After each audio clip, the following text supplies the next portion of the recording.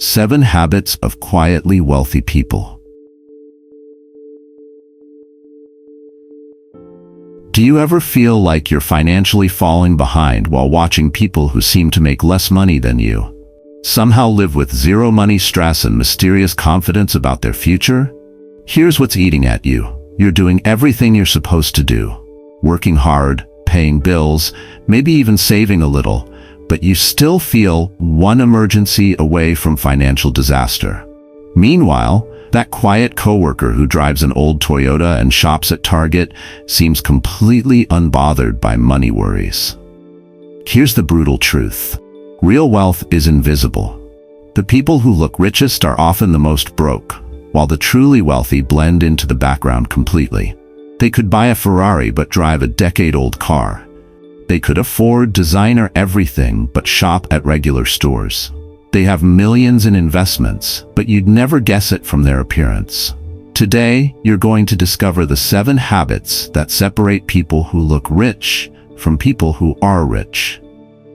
These aren't flashy strategies or get-rich-quick schemes.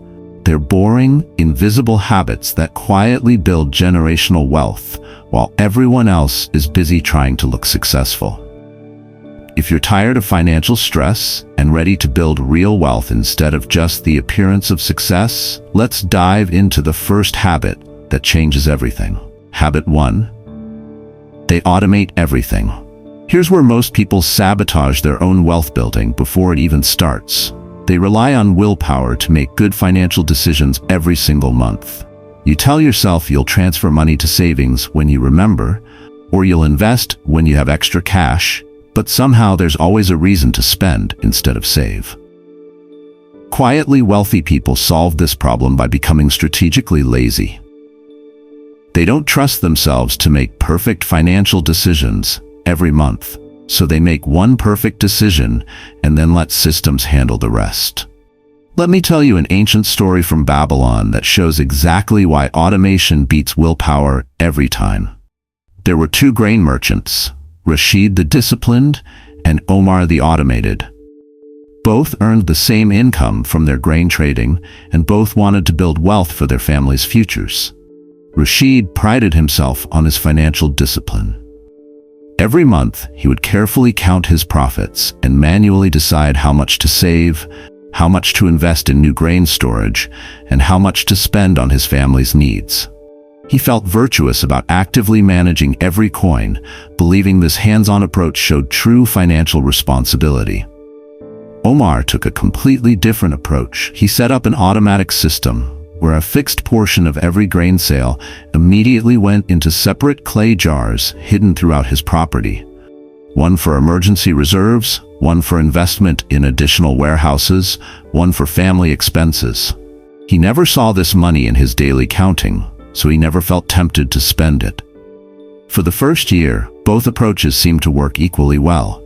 But as time passed, Rashid faced a problem that destroys most people's financial plans: decision fatigue. During busy harvest seasons, he would forget to save. During slow months, he would rationalize spending the money he meant to invest. When his children needed new clothes or his wife wanted to upgrade their home, Rashid would look at his accumulated savings and think, just this once won't hurt. Omar, meanwhile, never faced these temptations because the money disappeared from his accessible funds before he could spend it. His automated system worked whether he was busy or bored, disciplined or distracted, wealthy or worried. Set up automatic transfers on payday before you even see the money. Automate your bill payments, your savings, and your investments. Remove the daily decision-making that lets emotions override your long-term goals. Rashid's willpower eventually failed because willpower always fails. Omar's system succeeded because systems work when people don't. Don't rely on future discipline. Automate current wisdom. Habit 2. They focus on value over price. Here's the spending trap that keeps middle-class Americans perpetually broke. They make purchase decisions based on what they can afford today, instead of what it actually costs over time. You buy cheap shoes that fall apart in 6 months, budget appliances that break after 2 years, and discount clothes that look terrible after a few washes. Quietly wealthy people have completely flipped this logic. They ask, what is this actually worth? Instead of, can I afford this? They'll spend $300 on boots that last 15 years, but refuse to spend $50 on trendy shoes that'll be unwearable in 6 months.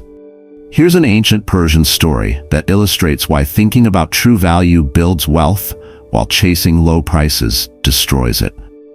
In the bustling markets of ancient Persia, there were 2 carpet merchants, Darius the bargain hunter and Cyrus the value seeker.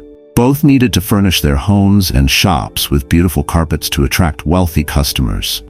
Darius scoured the markets for the cheapest carpets he could find. He was proud of his negotiating skills and felt victorious every time he talked a seller down to rock-bottom prices. His shop was filled with colorful rugs that looked impressive to casual observers, and he had money left over for other immediate pleasures. Cyrus took a completely different approach. He sought out master weavers known for creating carpets that would last generations. These carpets cost 3 times more than Darius's bargains, which meant Cyrus had to save longer and buy fewer pieces initially. Some people mocked Cyrus for overpaying when perfectly good carpets were available for much less. After 5 years, the fundamental difference in their strategies became impossible to ignore. Darius's cheap carpets had faded, frayed, and worn thin from daily use. His shop looked shabby, wealthy customers avoided it, and he was constantly spending money to replace deteriorating rugs. Worse yet, he had developed a reputation for selling inferior goods. Cyrus's expensive carpets, however, had actually become more beautiful with age. The quality materials and superior craftsmanship meant they improved rather than deteriorated over time. His shop attracted the wealthiest customers in Persia, who were willing to pay premium prices because they trusted his commitment to quality. Calculate the cost per use of major purchases. A $200 jacket worn 100 times costs $2 per wear. A $50 jacket worn 20 times before falling apart costs $2.50 per wear. Quality items often cost less in the long run while delivering better experiences. Darius learned that cheap purchases are expensive when you have to keep replacing them. Cyrus proved that expensive purchases become bargains when they last forever. Price is what you pay today. Value is what you get for years.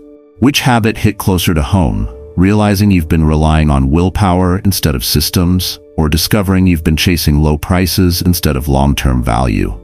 Drop systems win or value first in the comments. Habit 3.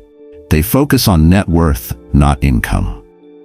Here's the financial illusion that destroys more middle-class dreams than any other mistake. Obsessing over how much you earn while completely ignoring how much you actually keep. You celebrate salary increases and feel successful when you land a higher-paying job, but your bank account tells a different story every month. Quietly wealthy people couldn't care less about impressing people with their income numbers. They're laser-focused on one metric that actually matters: net worth, what you own minus what you owe. Everything else is just financial theater designed to make you feel successful while staying broke. Let me share an ancient Roman story that shows why net worth beats income every single time. In the great city of Rome, there were 2 successful merchants, Marcus the high earner and Lucius the wealth builder. Both were respected businessmen, but they approached money with completely different philosophies. Marcus ran a thriving spice importing business that generated enormous monthly revenues. He made sure everyone knew about his success: expensive togas, lavish dinner parties, a beautiful villa in the most prestigious district of Rome. Marcus felt wealthy because money flowed through his hands constantly, and his lifestyle reflected his high earnings. Lucius operated a modest pottery workshop that generated significantly less monthly revenue than Marcus's spice empire. But Lucius had a secret obsession. He tracked every sesterce that stayed in his possession after expenses. While Marcus celebrated his gross income, Lucius focused relentlessly on his net accumulation of assets. Here's where their different approaches created dramatically different outcomes.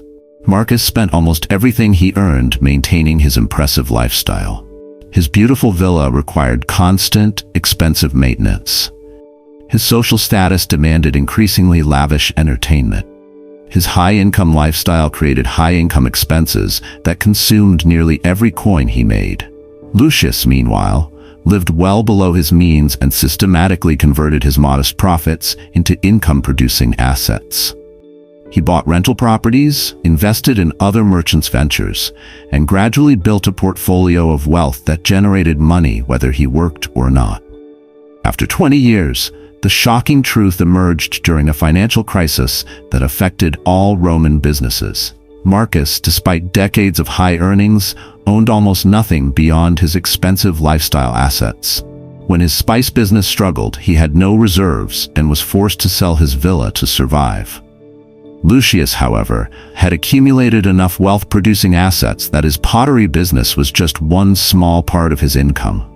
His modest lifestyle was supported by multiple revenue streams that he'd built from decades of focusing on accumulation rather than income. Track your net worth monthly, not your salary annually. Calculate what you own: investments, property, savings, minus what you owe: mortgage, credit cards, loans. Focus on growing this number regardless of income fluctuations. Marcus learned that high income without wealth accumulation leads to high-stress poverty. Lucius proved that a modest income with disciplined saving creates genuine financial freedom. Earn whatever you can, but keep whatever you earn. Habit 4. They think in decades, not months.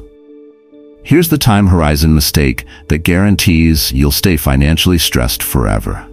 Making money decisions based on this month's budget instead of the next 20 years' opportunities. You worry about affording this week's groceries while quietly wealthy people are planning what their investments will be worth in 2045. Most people think about money in terms of immediate pain or pleasure. Can I afford this vacation? Or this investment feels risky right now. Quietly wealthy people think in terms of compound growth and long-term positioning.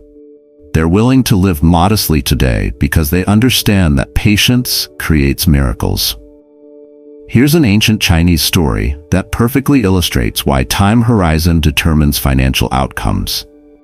In a village near the Yellow River, there were two farmers who inherited identical plots of land: Chen the impatient and Wu the patient. Both wanted to create prosperity for their families, but they had completely different views about timing. Chen looked at his land and saw immediate opportunities for profit. He planted fast-growing vegetables that he could harvest and sell within months. Every growing season, he chose crops based on current market prices, constantly switching between different vegetables, grains, and fruits depending on what would generate the quickest cash. Chen's approach generated steady monthly income, and he felt successful watching money flow in regularly. Wu took a radically different approach that seemed foolish to his neighbors. Instead of planting for immediate harvest, Wu spent his first 3 years planting bamboo groves, fruit trees, and tea plants, crops that would take years to mature but would eventually produce abundant harvests for decades with minimal ongoing effort. For the first 5 years, Chen clearly seemed more successful. He had consistent monthly income, while Wu's land appeared mostly empty and unproductive. Chen mocked Wu's lazy strategy and pointed to his own steady profits as proof of superior farming wisdom. But around year 7, the mathematics of time began revealing their true power. Wu's bamboo reached maturity and began producing valuable timber annually. His fruit trees started yielding premium harvests that commanded higher prices than Chen's seasonal vegetables. Most remarkably, his tea plants created a luxury product that generated more annual profit than Chen's entire yearly output. The compound effect became exponential over time. Wu's mature plantings generated abundant passive income that freed him to pursue other investments, while Chen remained trapped in the cycle of seasonal labor for seasonal profits. Start every financial decision by asking, how will this choice affect my net worth in 10 years? Prioritize investments that compound over time, rather than expenses that disappear immediately. Chen learned that monthly thinking creates monthly struggles. Wu proved that decade thinking creates decade transformations. Plant bamboo today for timber tomorrow, because tomorrow always arrives faster than you expect. Are you starting to see why focusing on net worth and long-term thinking changes everything? Comment 1 if you're ready to start thinking like Wu instead of Chen. Habit 5. They have multiple income streams. Here's the financial vulnerability that terrifies quietly wealthy people more than market crashes or economic downturns. Depending on a single source of income for their entire financial security. You might have a great job and feel stable, but what happens if your company restructures, your industry changes, or your health prevents you from working? Quietly wealthy people never put all their financial eggs in one basket. They don't necessarily have multiple side hustles or work 80-hour weeks. They simply ensure their money works for them in multiple ways simultaneously. While you're trading time for money in one job, they're generating income from investments, rental properties, business ownership, or other assets that pay them while they sleep. Let me tell you an ancient story from the Silk Road that shows why diversification protects wealth better than any insurance policy. There were two successful merchants, Rashid the specialist and Hassan the diversifier.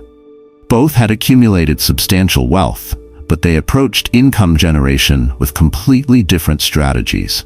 Rashid had built the most successful silk trading operation between China and Persia. His caravans were famous for carrying the finest silk, and he commanded premium prices because of his reputation for quality. Rashid felt secure because his silk business was incredibly profitable, and he saw no reason to complicate his life with other ventures. Hassan also traded silk, but he had gradually expanded into multiple complementary businesses. He owned part of a spice trading operation, had invested in several caravan routes used by other merchants, owned rental properties in major trading cities, and had partnerships in copper mining ventures. Each business generated less individual profit than Rashid's silk empire, but together they created a diversified income portfolio.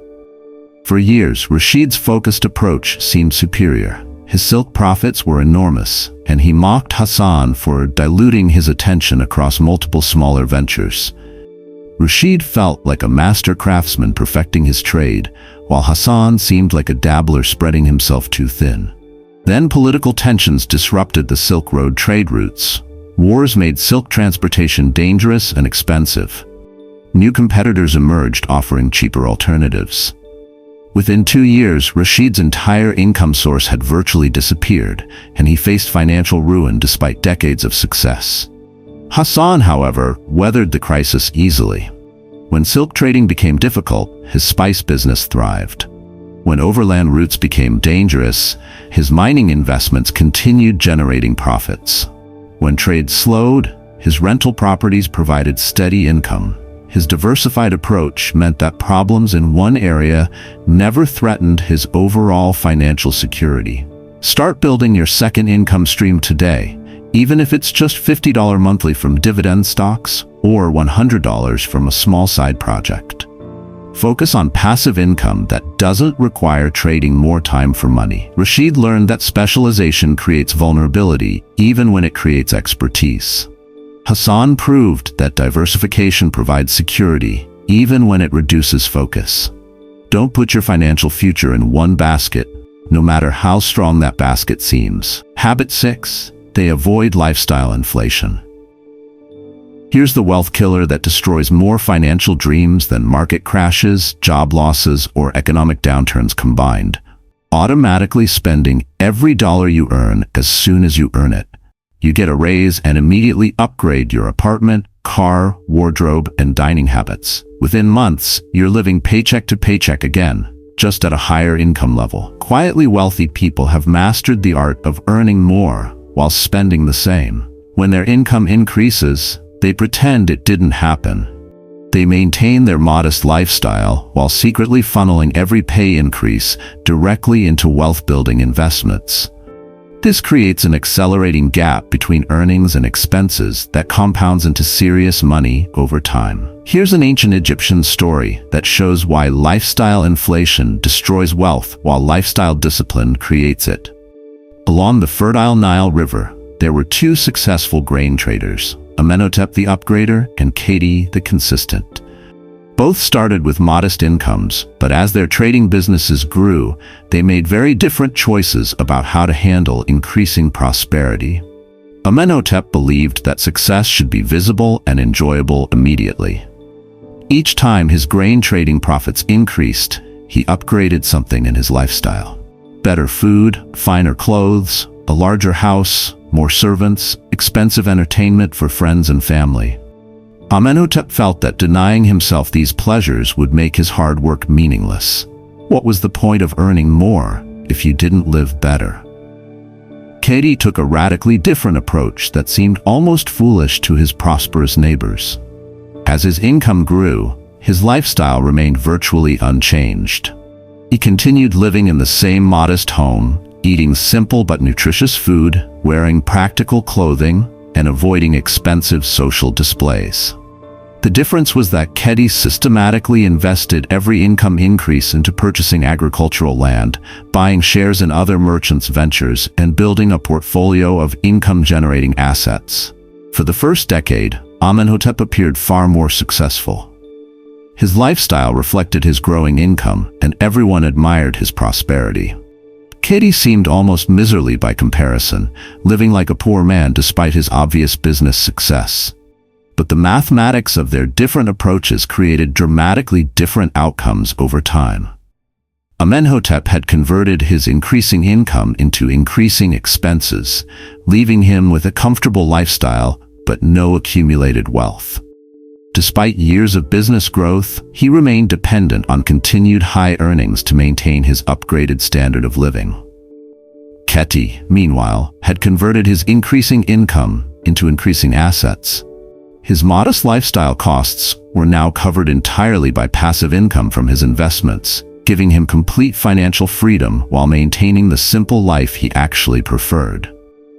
When you get a raise, commit 80% to investments and use only 20% for lifestyle upgrades. Automate this process so you never see the money you shouldn't spend. Amenhotep learned that lifestyle inflation creates income dependency even with high earnings. Khedi proved that lifestyle discipline creates wealth accumulation regardless of income level. Live like you're poor while you're getting rich, then live like you're rich because you stayed poor. How many of you recognize yourself in the lifestyle inflation trap? Drop 2. If you've been guilty of spending raises before you even got them. Habit 7. They don't react, they respond. Here's the psychological difference that separates people who build wealth from people who destroy it during tough times. When financial storms hit, most people panic and make terrible decisions that wipe out years of progress. Quietly wealthy people, however, stay calm and often use crises as opportunities to accelerate their wealth building. The key distinction is between reacting emotionally and responding strategically. Reactions are immediate, fear-based, and usually destructive. Responses are thoughtful, calculated, and often profitable.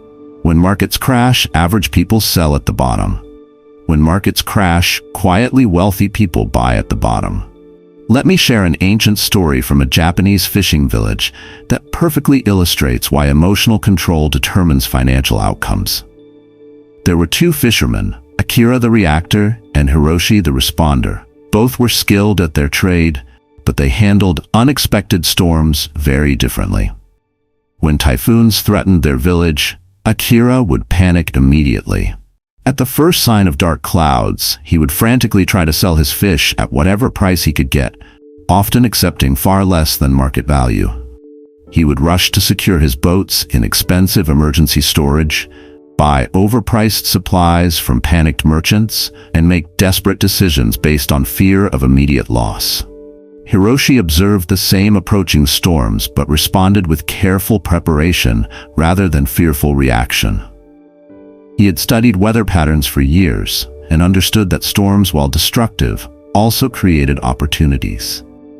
Before each typhoon season, Hiroshi stockpiled quality supplies at normal prices, secured his boats using methods he'd planned in advance, and most importantly, saved cash to purchase fish from desperate fishermen like Akira at deeply discounted prices. The difference in their outcomes was remarkable. After each storm, Akira found himself financially weakened. He had sold his inventory cheap, paid premium prices for emergency supplies, and often suffered equipment damage because of his rushed preparations. Each crisis left him more vulnerable to the next one. Hiroshi, however, emerged from each storm in a stronger position.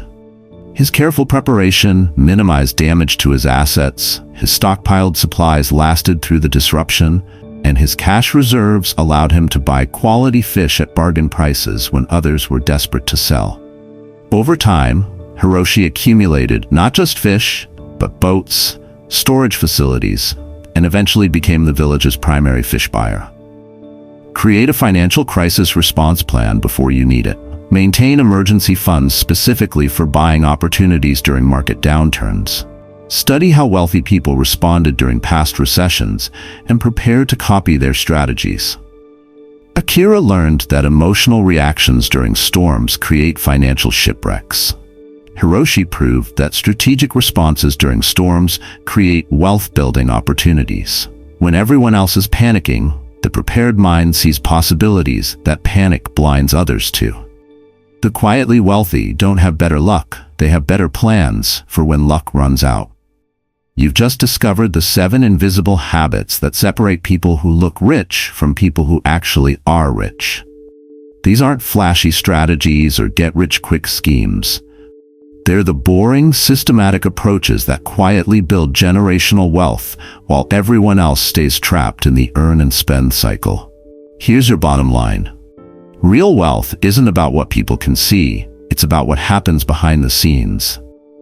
Automation instead of willpower, value instead of price, net worth instead of income, decades instead of months, diversification instead of dependence, discipline instead of inflation, and strategic response instead of emotional reaction. Stop trying to look wealthy and start building actual wealth. Pick one habit from today's list and implement it this week. Automate your finances, calculate the true cost of your purchases, or start tracking your net worth monthly. Small changes in invisible habits create massive changes in visible results. If this completely shifted how you think about building wealth, I want to hear about it. Comment "Quiet Wealth" below and tell me which habit you're implementing first. Are you going to automate everything like the Babylonian merchant, or start thinking in decades like the Chinese farmer? And if you want to dive deeper into wealth-building strategies that actually work, instead of just looking impressive, let me know what topic you want me to tackle next. Investment strategies for beginners, debt elimination methods, or how to create passive income streams. Remember, the goal isn't to look rich tomorrow, it's to be wealthy for the rest of your life. Quiet wealth beats loud poverty every single time.